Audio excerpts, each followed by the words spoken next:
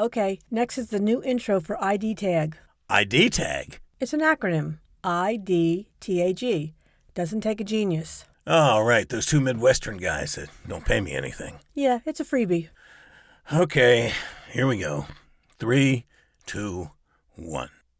Welcome again to It Doesn't Take a Genius, conversation with introspective perspectives and pithy points of view. Here are your hosts, my friends, Max and Marty. I think that's Mark and Mike. Yeah, whatever. Ramsey!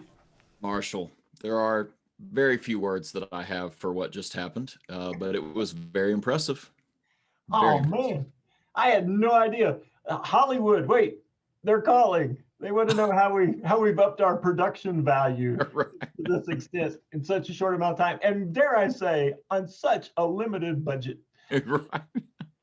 Now there are 2 voiceover actors we're not paying, as well as a fancy new animation. So, wow. Oh, yeah, we've got an animator and 2 voiceover actors. And we've still got 2 viewers. Right. It's all coming together, man.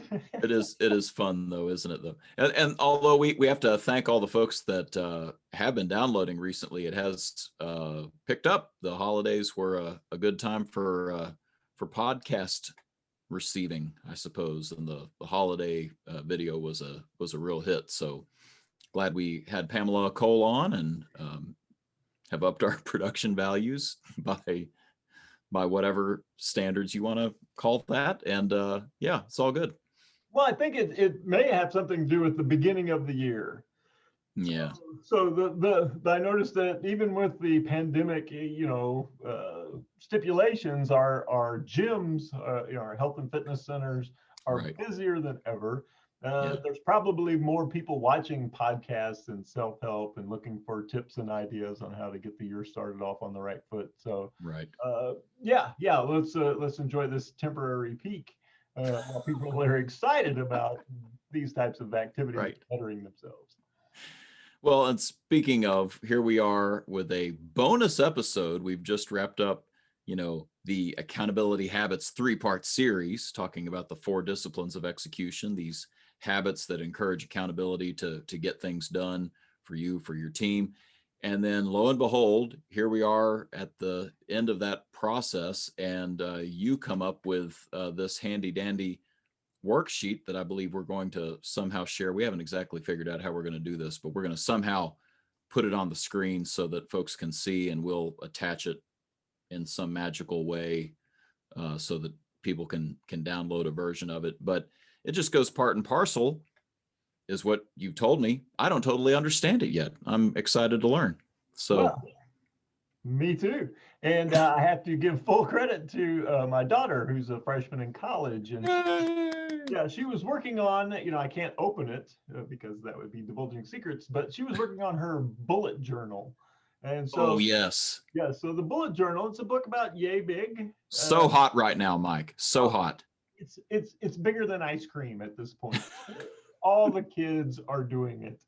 And frankly, all the mommy bloggers and about 1 million other people that I know who are very excited about it and buying the pins to go along with it and just all sorts of things. Yeah.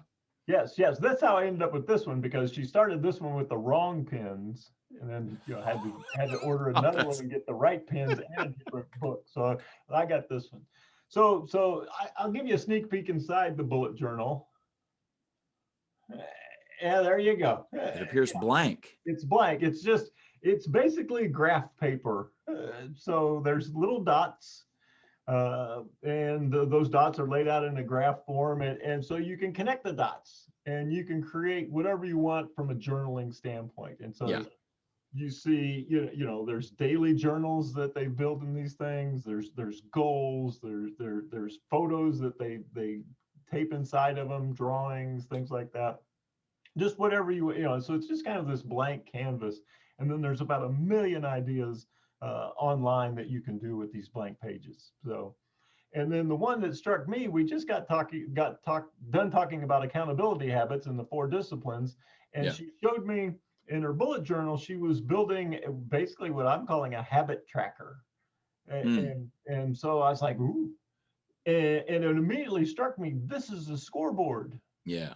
And it's got all the attributes of a scoreboard, and so it's simple, it's easily understandable, it's easy to update, it can be made visible, so people can you can see it, other people can see it. So I think we're going to make it my virtual background if I know how to work the technology exciting. properly, and we'll Sure. see how that works. So There we go. there's an example. So, so behind me you have at the top of the page, and this is kind of a hybrid. This is based upon our 4 disciplines of execution and our habits, and a little bit of what she was working on with her bullet journal. And so I got 3 goals. One goal around life, one goal around health, and one goal around work. And so we've talked so many times that a good life practice is probably a good business practice, and a good business practice is probably a good life practice. That's right. It just made sense. Let's put them all on one page. Yeah. And so then underneath that, you got those 3 goals. You've got, the month. So you circle what month it is in January. Yeah. And then on the horizontal axis, I've got life. And then I've got the things that I want to track under that. And so these are habits under each of the 3 major life, health, and work goals. Exactly. Okay. So these are habits that I want to establish and I want to continue forward with. So in my life goal is reconnect. And yeah, I know that's not smart, and I have a specific goal to go with that, but to sum it up in one word, it was just reconnect. Okay. Both with others and myself. And so some of the habits there would be, one would be talk to a lost friend. There's people in our lives that we talk about all the time. We think, yeah, I need to call him. It's been a long time since I talked to them. Yeah. All right, I want to get better at that in 2021. And so nice. And so I've got it numbered from 1 to 31. There's little boxes, and every time I do it, I'm going to color in that box. And I've got started progress on that. Meditation. I wanted to make meditation a part of my daily practice again. And so that's a habit that I'm now tracking. Get rid of 1 object a day is part of my simplification, minimalism kind of thing. So getting rid of 1 object a day and ultimately simplifying my life. So I've got Calendly up and running. I've unsubscribed to a number of emails. I've automated some bill pay. All of these things fall under that simplify piece. So if you do one thing to simplify that day, you get to check the box for that day. Exactly. So yesterday I unsubscribed from a bunch of emails that I hadn't read in a year, and then I checked the box that okay, I did something that to add to the simplification of my life. Got it. And then health is as you would expect, some of the basic stuff: running, walking, doing strength exercises, 12-hour fasting, which is basically just like we used to eat in the 70s. So you eat supper, you don't eat anything after that until breakfast the next day. What? Groundbreaking. So I've started to divest the cabinets of snacks to make that easier. Things like that. And then under work, and this will vary just depending on your profession. My job is to stay ahead of the curve as far as learning goes. A book a month, and from a book a month, not necessarily read, but apply a book a month. Okay. 1 podcast a week. Here we Hey, we're doing it. 3 handwritten cards a week. You can also have things in there about appointment setting, prospecting, cold calls, newsletters, social media updates, whatever it is that will drive a habit that, if done consistently, would drive your work goal and make it more likely to happen. And so it's very simple. I've got it printed out. I color it in. I've got it on the computer. I check the box. And at the end of the month, it should be very readily apparent where I've succeeded and where I've got setbacks. And so just a simple scoreboard, which they all should be. And one of the keys here is if I've got it hanging up, then anybody who walks into my office, anybody who sees it, 2 viewers of this video can hold me accountable to how you doing with these things. And that helps as well to stay on track. Thoughts, ideas? What do you think? It's really interesting, and I guess I'm thinking about what the authors of the Four Disciplines of Execution would like about this, and what they would not like about this. What they would like about it is everything you just said, right? It is so clear. It's so easily trackable, and I guess this is much like what the book talks about, where, some of these things that you're scoring are really on the honor system.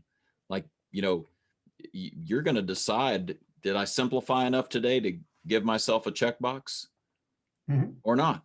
And so this is a little bit on the honor system, but it's toward the goals that you're looking for. So you should be somewhat motivated to do this, right? Oh, I've already found it to be helpful, and so I this one is one of my template ones. I've got one that I've saved as January. It's fully updated, and yeah, the thought of not getting into color in a box under the like the health category. Did I run, walk, do some strength training today? I can't let that go blank. Right. Just the thought of not being able to color that in. Just in itself kind of reminds you that, get off the couch and go do something. Great stuff. What the 40X folks would possibly not like about this, there's a lot of tasks on here. There's a lot of habits that you're getting into. I'm going to guess that the Mike Marshall that I know says, I can handle all this. For the folks at home, he's nodding his head yes. Yeah. Emphatically. Yeah. Oh, I got this. Yeah. So, and I think one of the things that we've learned from 4DX is it is an evolution. Mm-hmm. So, after the first 2 weeks, even after the first month, I may figure out that, I had this on my list and maybe it wasn't that big a priority. Right. Or maybe I just did a good job. Maybe after 2 months, I've simplified enough things in my life that I'm going to take this off the list. Yeah. Mission accomplished. Done. So whether either I completed it or I've demonstrated by not doing it that it's not really a priority to me. Yeah. And so either I recommit to that priority or I take it off the list, the same way we should do with our scoreboards at work.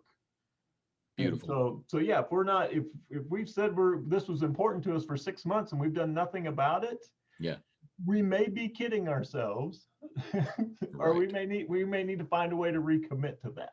Yep. Either way, it's good, but it's the visibility of the scoreboard that sparks that conversation. It makes a ton of sense, and I guess we wanted this to be a short, sort of a bonus episode, and I think this is a good time to just sort of point out what the bonus here is.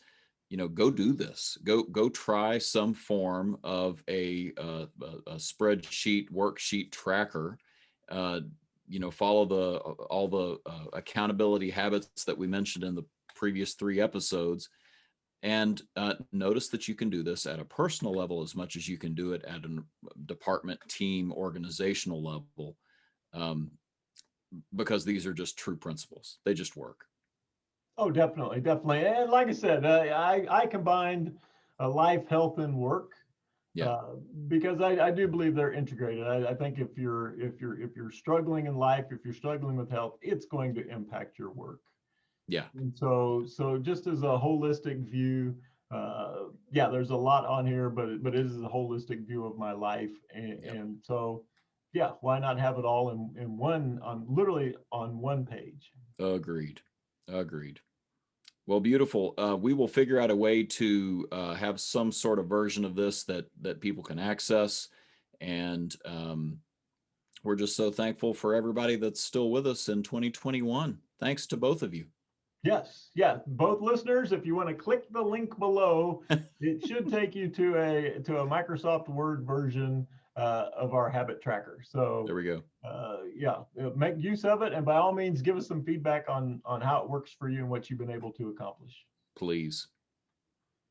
Well, let's see what our announcer has to say. I think it's going to be fresh. And that's a wrap. It doesn't take a genius. The blog dedicated to reducing the irreducible. Next time, prime numbers. What makes them so special? Join us then, and thanks for listening.